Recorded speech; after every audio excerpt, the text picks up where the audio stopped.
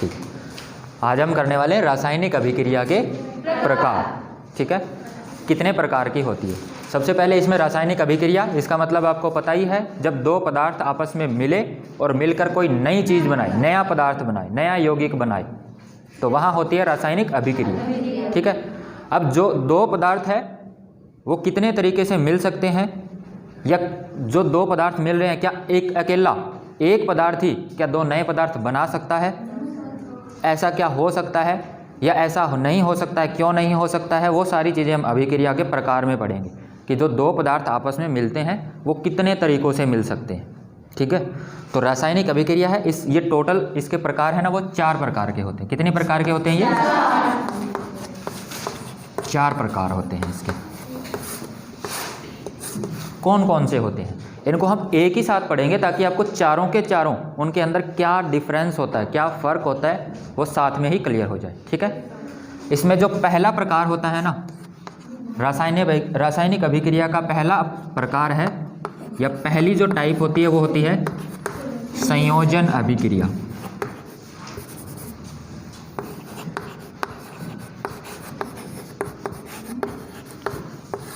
दूसरा जो इसमें टाइप होता है संयोजन का बिल्कुल उल्टा, वियोजन।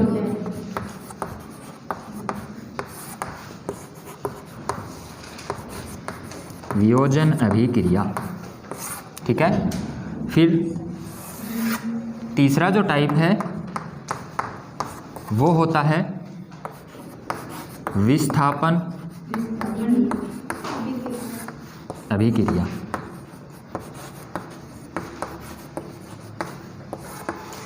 और जो फोर्थ और आखिरी टाइप है द्विविस्थापन।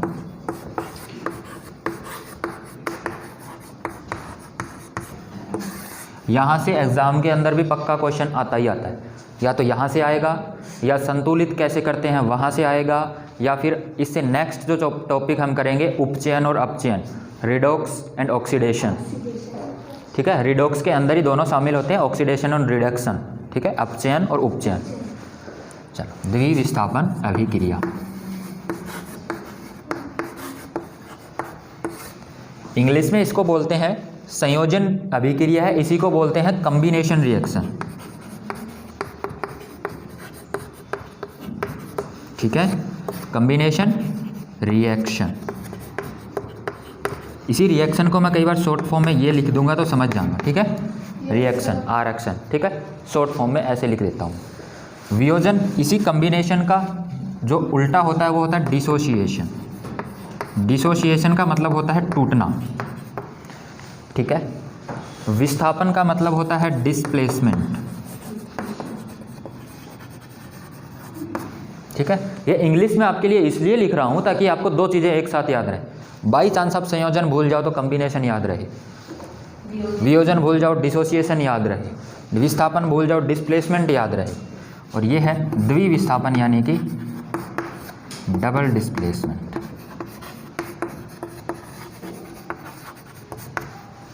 ठीक है, ये तो हुए हमारे 4 अभिक्रिया और उनके प्रकार। अब ये क्या होती है, ये क्या होती है, वो क्यों, और इन चारों को हम कैसे पहचानेंगे कि कौन सी अभिक्रिया हो रही है। क्लियर है? तो सबसे पहले बात करते हैं संयोजन। ठीक है, संयोजन, सबसे पहले तो हम इनके नाम का मतलब, जैसे ही आप नाम का मतलब भी समझ लोगे ना, चारों के चारों आपको वैसे ही समझ आ जाएगी। संयोजन या कॉम्बिनेशन, कॉम्बिनेशन का मतलब पता है, कॉम्बिनेशन मतलब कंबाइन होना, कंबाइन मतलब जुड़ना, संयोजन मतलब जुड़ना। इसके अंदर हमेशा दो पदार्थ आपस में जुड़ेंगे और जुड़कर नया पदार्थ बनाएंगे। क्लियर है? दो पदार्थ हमेशा जुड़ेंगे, दो जुड़ो चाहे 3 जुड़ो, और जुड़कर हमेशा एक पदार्थ बनाएंगे नया। ठीक है, संयोजन के अंदर। अब इसका उल्टा वियोजन, उसमें तो दो जुड़ रहे थे, वियोजन में इसका उल्टा। वियोजन का मतलब या डिसोसिएशन का मतलब होता है टूटना। ठीक है ना, टूटने का मतलब है एक पदार्थ आपके पास है और वो किसी तरीके से टूट गया, और जब टूटेगा तो 2 या 2 से ज़्यादा तो बनेंगे। ठीक, कम से कम तो 2 तो बनेंगे ही बनेंगे, है ना। ठीक, ये हुई वियोजन। संयोजन के अंदर दो पदार्थ आपस में मिलके नया पदार्थ बना रहे थे। वियोजन के अंदर एक ही पदार्थ था जो टूट के 2 बन रहा। विस्थापन या डिस्प्लेसमेंट का मतलब क्या होता है? विस्थापन या डिस्प्लेसमेंट का मतलब ये होता है कि जैसे ये चौक मान लो यहाँ पे रखा है, यहाँ मैंने रखा है, ठीक है, यहाँ से इसको मैंने किसी तरीके से यहाँ से हटा के और यहाँ रख दिया, तो यहाँ से यहाँ तक इसको लेके गया ना, इसी को मैं कहता हूँ कि ये चौक यहाँ से यहाँ विस्थापित हो गया है, यानी कि इसकी जगह है वो एक जगह से दूसरी जगह चली गई, ठीक है ना, यानी इसकी स्थिति, इसकी जगह चेंज हो गई है। क्लियर है? इसी को हम कहते हैं डिस्प्लेसमेंट, विस्थापन, ठीक है ना, यानी अपनी प्लेस, अपना उसका जो स्थान है ना जहाँ पे वो था, वहाँ से वो दूसरी जगह चला गया। अब अभिक्रिया हो रही है तो यहाँ पे किसका विस्थापन होगा? अभिक्रिया में कौन भाग लेता है? परमाणु। तो विस्थापन किसका होगा? परमाणु का। परमाणु पहले जिस जगह पे था उस जगह पे नहीं रहेगा, उससे कहीं दूसरी जगह पे चला जाएगा, ठीक है। ऐसा अगर हो गया है तो वो विस्थापन अभिक्रिया हो जाएगी। क्लियर है? अब द्विविस्थापन, इसके अंदर क्या होता है? द्विविस्थापन वैसे तो नाम से ही आपको पता है, डबल डिस्प्लेसमेंट। इसके अंदर तो एक ही परमाणु विस्थापित होगा, इसके अंदर दो परमाणु अपनी जगह से विस्थापित होंगे, अपनी जो उनकी जगह थी वहाँ से वो कहीं दूसरी जगह चले जाएंगे। क्लियर है? ये मैंने सिंपल आपको मतलब बता दिया, संयोजन, वियोजन, विस्थापन और द्विविस्थापन, ठीक है। अब इनका हम एक एक एग्जाम्पल लिखते हैं, उससे भी आपको क्लियर होगा, ठीक है। इस एग्जाम्पल के अंदर मैं कोई परमाणु का प्रतीक यूज़ नहीं करूँगा, मैं सिंपल आपको कहूँगा कि एक आपके पास परमाणु है या पदार्थ है ए, एक पदार्थ है बी, ठीक है। अगर मुझे संयोजन अभिक्रिया इनसे लिखनी है तो दो पदार्थ आपस में मिलेंगे और कोई नया पदार्थ बनाएंगे, ना तो वो ए बनेगा ना बी बनेगा, दोनों का मिल के कुछ नया बनेगा। तो अगर मैं संयोजन लिख रहा हूँ तो क्या ये मेरे लिए सही होगा? और इससे कोई नया पदार्थ बन गया सी, ए प्लस बी और नया पदार्थ सी।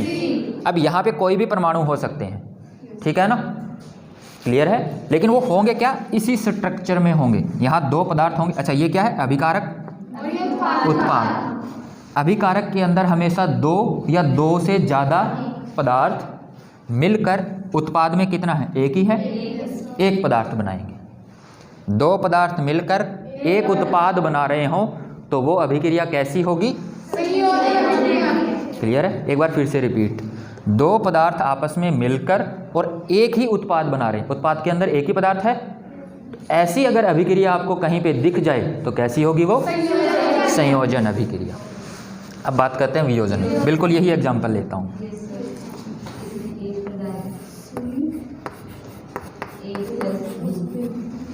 मैंने ये वाले यूज़ किए, ये वाले इसलिए यूज़ किए हैं कि आप समझ सको कि इसका ये उल्टा है, ठीक है ना।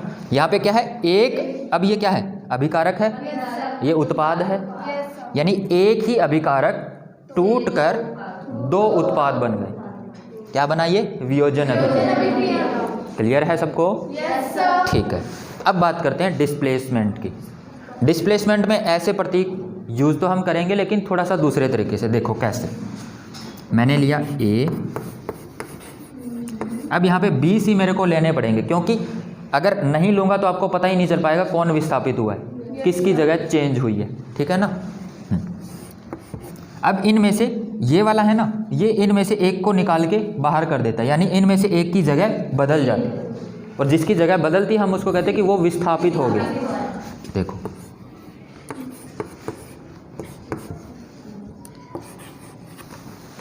समझ आ रहा है क्या? ये ए कोई एक परमाणु, एक पदार्थ था, बी सी कोई दूसरा पदार्थ था, ठीक है। और इसमें से क्या हुआ? इस ए ने इसमें से किसी एक को यानी बी को निकाल दिया। विस्थापित कौन हुआ? बी। सी विस्थापित हुआ है कि बी विस्थापित हुआ है? बी हुआ है। सी तो जहाँ था वहीं है, यहाँ पे कौन आके बैठ गया है? अब ए, तो विस्थापित कौन हुआ है? और किसने विस्थापित किया है? ए ने, ठीक है। अब यहाँ पे एक छोटी सी चीज़ हो, इन दोनों में से ज़्यादा पावरफुल, ज़्यादा तगड़ा कौन है? ए तगड़ा है ना। क्यों? क्योंकि इसी ने तो इसको निकाल के बाहर किया है। अगर ये वाला तगड़ा होता तो इससे नहीं निकलता, ठीक है ना। ये इस अभिक्रिया का एक बहुत महत्वपूर्ण इंपॉर्टेंट प्रॉपर्टी यानी गुण है। इससे हम आगे नेक्स्ट चैप्टर के अंदर पढ़ेंगे। अब इसमें से आपने तो ऐसे पढ़ लिया कि ये ज़्यादा, ये तगड़ा है और ये थोड़ा कमज़ोर है। इसी को साइंस की भाषा में कहते हैं कि ये वाला है ना, ये ज़्यादा रिएक्टिव है, रिएक्टिव मतलब अभिक्रियाशील है, अभिक्रियाशील मतलब ज़्यादा अभिक्रिया करने वाला है, और ये कम अभिक्रियाशील। ठीक है, तो ये जो विस्थापन अभिक्रिया है ये हमारी अभिक्रियाशील और कम अभिक्रियाशील इसको पहचानने में भी मदद करेगी। क्लियर है ना? तो ये हुआ हमारा विस्थापन अभिक्रिया का। ये मैं आपको ना सामने लिख रहा हूँ, ये अभिक्रिया के स्ट्रक्चर लिख रहा हूँ, कोई एग्जाम्पल नहीं लिख रहा हूँ। ठीक है ना? हर संयोजन अभिक्रिया आपको कुछ कुछ ऐसी दिखाई देगी, वियोजन अभिक्रिया कुछ कुछ ऐसी दिखाई देगी, विस्थापन अभिक्रिया कुछ ऐसी दिखाई देगी। अब बात करते हैं द्विविस्थापन। इसके अंदर देखो एक का ही विस्थापन हुआ है, इसके अंदर ऐसे ऐसे दो विस्थापन होंगे। देखो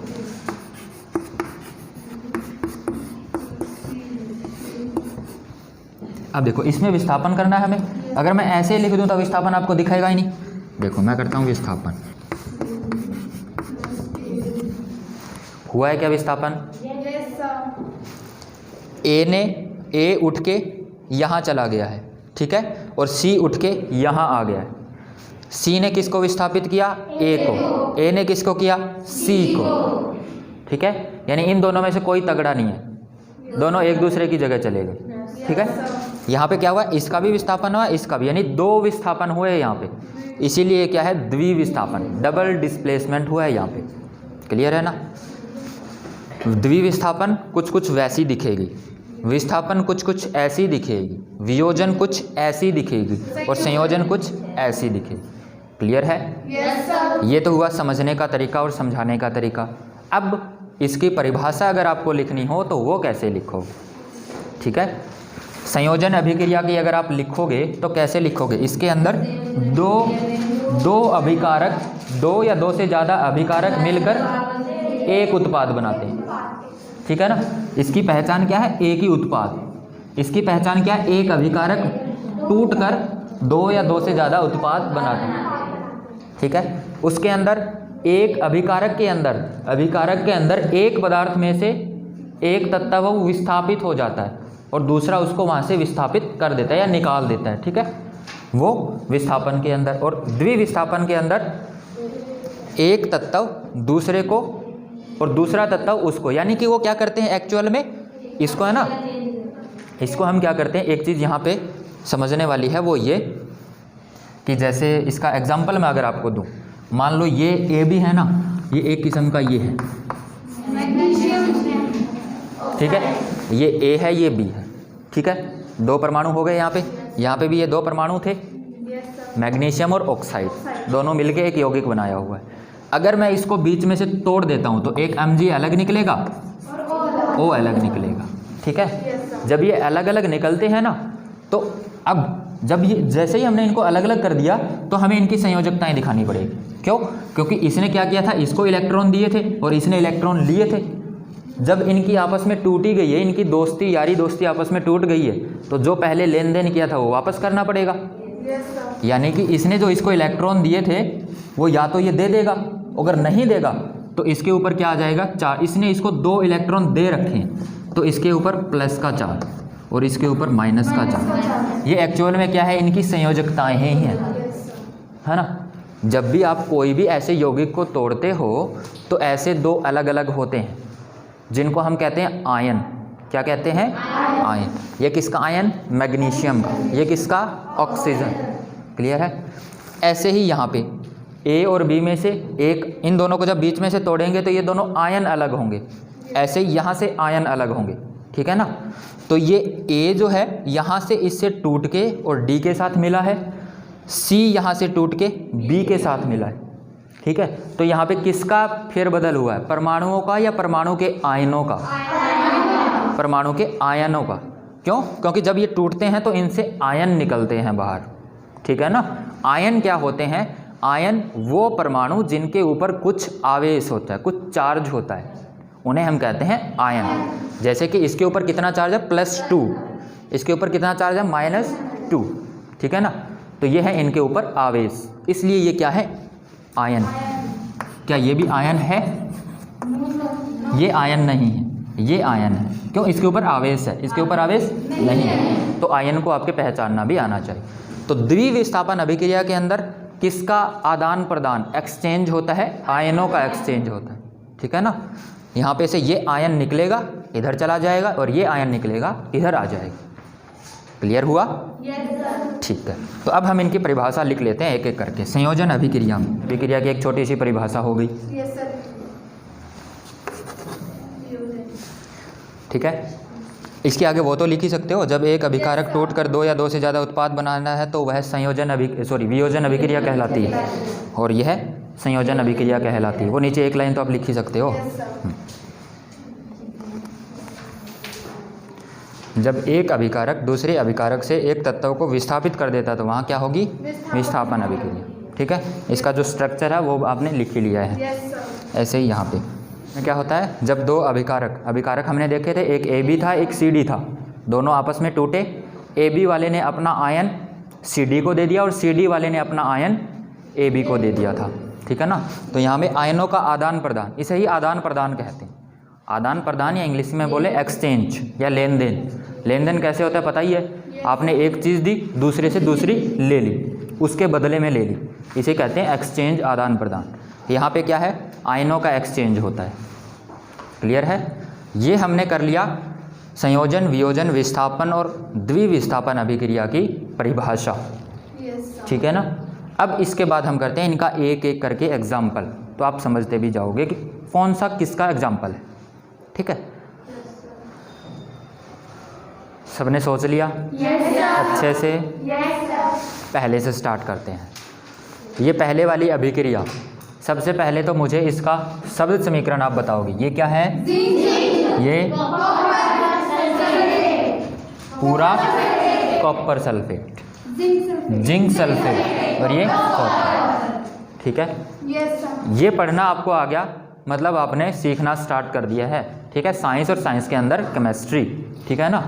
हाँ, अब देखो ये कौन सी हो सकती है? संयोजन, वियोजन, विस्थापन। कौन सी है? क्यों? हाँ, क्योंकि ये जिंक था, इसने यहाँ इन दोनों में से एक को यहाँ से उठाया, बाहर निकाल दिया और खुद यहाँ पे जाके बैठ गया। तो ये कैसी अभिक्रिया हुई? विस्थापन अभिक्रिया। ऐसे क्वेश्चन आपसे पूछे जा सकते हैं, ऐसी रिएक्शन दी जाएगी, आपसे पूछा जाएगा ये विस्थापन है, द्विविस्थापन है कि कैसी अभिक्रिया। क्लियर है? तो उसको पहचानने के लिए जो मैंने आपको चार लिखाए हैं, एक तो लिखा है A+B तीर का निशान या एरो का निशान C, या फिर मैंने लिखाया है C एरो का निशान A+B, या फिर मैंने लिखाया A+CD एरो का निशान AB+C। ऐसा कुछ लिखाया है ना, ये आपको यहाँ पे मदद करेंगे। ठीक है, बिल्कुल वैसा ही स्ट्रक्चर आपको देखने को मिले। अब सेकंड क्या है? विस्थापन है या कुछ और है? विस्थापन है। ये क्या है? Fe क्या है? आयरन, लोहा। ये कॉपर सल्फेट ही है, कॉपर सल्फेट में से कॉपर को बाहर निकाल दिया, आयरन यहाँ पे जाके जम गया, विस्थापन। अब यहाँ पे एक साथ में मुझे और भी बताते चलो। जिंक और कॉपर में से कौन पावरफुल है? जिंक किससे ज़्यादा पावरफुल है? कॉपर से। इसी को अगर आपको केमिस्ट्री की भाषा में लिखना हो तो कैसे लिखोगे? जिंक कॉपर से ज़्यादा अभिक्रियाशील है। ऐसे ही लोहा कॉपर से ज़्यादा अभिक्रियाशील है। ठीक है ना। हाँ, अब इसके बाद ये वाले थर्ड संयोजन। क्यों? क्योंकि दो पदार्थ या दो तत्व आपस में मिल रहे हैं और नया पदार्थ बना रहे हैं, और ये नया पदार्थ अगर इसके प्लस में यहाँ कुछ हो जाता तो ये संयोजन होती क्या? नहीं होती। एकल उत्पाद, एक ही उत्पाद होना चाहिए। ठीक है ना। तो ये कैसी अभिक्रिया हुई? संयोजन अभिक्रिया। ठीक है। नेक्स्ट वियोजन। एक अभिकारक था जो टूट के दो बन गया। एक पदार्थ टूट के दो पदार्थों में टूट गया। अब यहाँ पे क्या खास बात है? जैसे यहाँ पे एक ही उत्पाद था, यहाँ पे एक ही कौन है? अभिकारक। ये वियोजन अभिक्रिया की खासियत है। क्लियर है?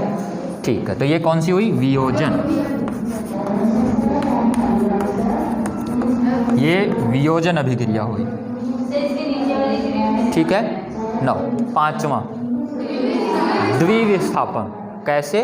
देखो अब इसके अंदर क्या हुआ है, ये बेरियम यहाँ से टूटा और जैसे ही टूटेगा बेरियम के ऊपर एक चार्ज आ जाएगा Ba2 पॉजिटिव, ये बन गया बेरियम का आयन, ठीक है ना। यहाँ से ये सोडियम टूटेगा तो सोडियम के ऊपर आ जाएगा प्लस का चार्ज, ये बन गया सोडियम का आयन, ठीक है ना। आयन कब बनते हैं, जब उनके ऊपर कोई आवेश आ जाता है, और आवेश कब आता है, जब वो इलेक्ट्रॉन अपने अंदर से छोड़ देते हैं या इलेक्ट्रॉन एक ले लेते हैं। जैसे ही उन्होंने या तो एक एक्स्ट्रा इलेक्ट्रॉन ले लिया या फिर एक इलेक्ट्रॉन दे दिया तो वो आयन बन जाते हैं, उनके ऊपर आवेश आ जाता है, ठीक है। ये देखो ये वाला आयन यहाँ से निकला यहाँ चला गया, वो देखो ये वाला आयन यहाँ से निकला यहाँ आ गया, आयनों का आदान प्रदान हुआ, एक्सचेंज हुआ, इसीलिए ये क्या है, द्विविस्थापन, जिसे हम कहते हैं डबल डिस्प्लेसमेंट, ठीक है। नेक्स्ट, इसमें तो कुछ बताने की ज़रूरत ही नहीं आपको, हाँ।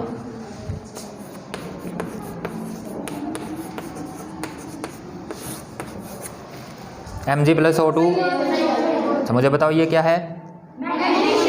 अब ये तो हमारा था समीकरण, क्या आप इसको बोल के बता सकते हो अभिक्रिया के रूप में कि क्या हो रहा है यहाँ पे।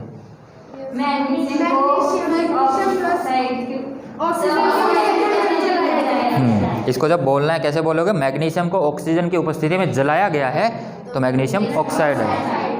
ऐसे ही हाइड्रोजन को ऑक्सीजन की उपस्थिति में मिलाया गया है या जलाया गया है तो पानी बनेगा। क्लियर है। अब नेक्स्ट, ये वाली हमारी थी संयोजन।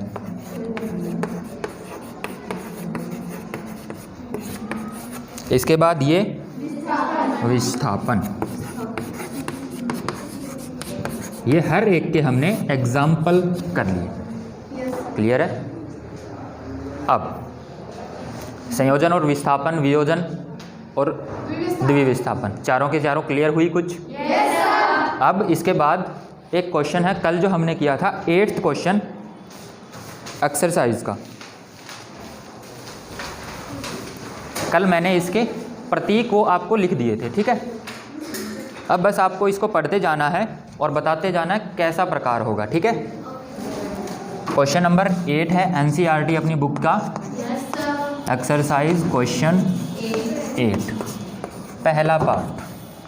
पहला पार्ट है potassium bromide barium chloride. Potassium bromide barium chloride बना है पोटेशियम बेरियम ब्रोमाइड। ब्रोमाइड यानी ब्रोमीन से बनाई है, ठीक है। बताओ ये कैसी है अभिक्रिया, कैसी है, द्विविस्थापन। क्यों? क्योंकि यहाँ से ये वाला पोटेशियम जो है ना, यहाँ से जैसे ही टूटेगा इसका आयन बनेगा K पॉजिटिव, यहाँ से ये टूटेगा इसका आयन बनेगा Ba पॉजिटिव। ये बैरियम यहाँ से निकला यहाँ आ गया, ये यहाँ से निकला यहाँ चला गया। अभी तक ये संतुलित नहीं है, ठीक है ना, ये संतुलित आप कर लेना। लेकिन ये क्या हुआ, आयन का ये वाला आयन यहाँ, ये वाला आयन यहाँ, आयनों का आदान प्रदान। तो ये कौन सी अभिक्रिया हुई, क्या हुआ,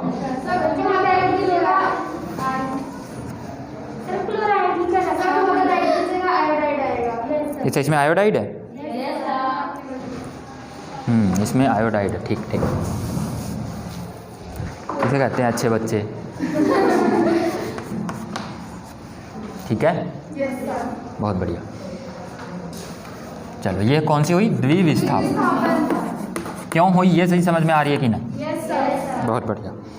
अब इसके बाद है जिंक कार्बोनेट से बना है हमारा जिंक ऑक्साइड और कार्बन डाइऑक्साइड, जो बी पार्ट है। बी पार्ट है जिंक कार्बोनेट है ZnCO3 और इससे बना है जिंक ऑक्साइड और साथ में कार्बन डाइऑक्साइड। कैसी अभिक्रिया ये, वियोजन अभिक्रिया। क्लियर है, क्योंकि इसके अंदर एक ही अभिकारक टूट के दो उत्पाद बना है, वियोजन अभिक्रिया हो गई ये।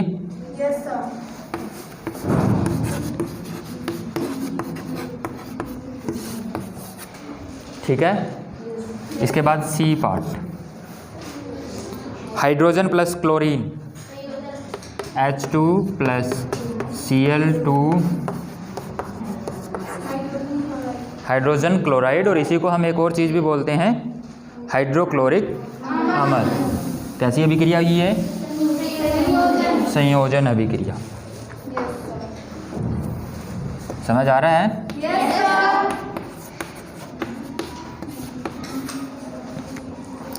नेक्स्ट है मैग्नीशियम प्लस हाइड्रोक्लोरिक अम्ल। मैग्नीशियम प्लस हाइड्रोक्लोरिक अम्ल यानी HCl बना है मैग्नीशियम क्लोराइड, और साथ में निकला है कौन? हाइड्रोजन। द्विविस्थापन है, बहुत बढ़िया। देखो यहाँ ये मैग्नीशियम, इसने किसको निकाला? इसको निकाला और खुद जाके यहाँ पे बैठ गया। इन दोनों में से कौन ज़्यादा पावरफुल? कौन ज़्यादा अभिक्रियाशील? मैग्नीशियम। कम अभिक्रियाशील कौन? हाइड्रोजन। क्लियर है ये चीज़? ठीक है। तो ये हमारी कौन सी हुई? विस्थापन अभिक्रिया। अब आपके लिए एक होमवर्क भी है, वो ये कि जो 6th और 7th क्वेश्चन है उनके अंदर भी तो अभिक्रियाएं दी हुई हैं, उनको भी आप संयोजन, वियोजन, द्विविस्थापन, विस्थापन के अंदर बांटने का प्रयास करोगे। क्लियर है?